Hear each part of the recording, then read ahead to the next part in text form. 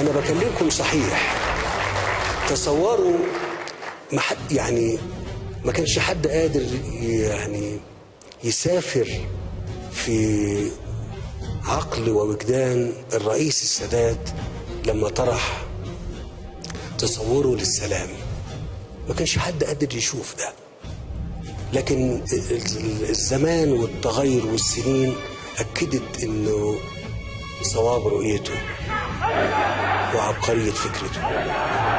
ده اللي أنا عايز أبني عليه وأقول دور بقى مصر خلال مش هنختزل فقط في إن إحنا بذلنا جهود كبيرة جدا عشان إيقاف إطلاق النار بين إسرائيل وبين قطاع غزة. لا، ده إحنا كنا حريصين على إن الأمر ما يوصلش لكده.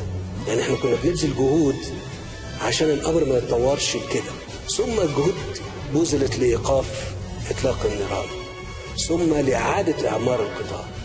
ومن هنا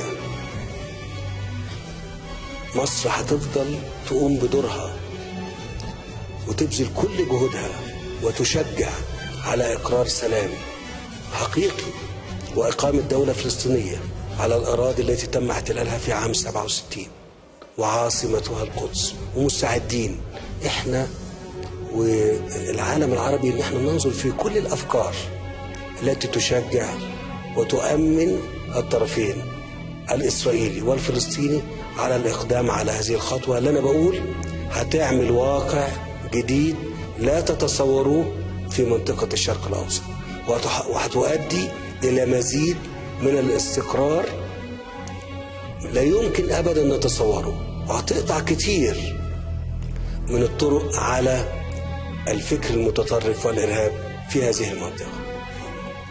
شكرا.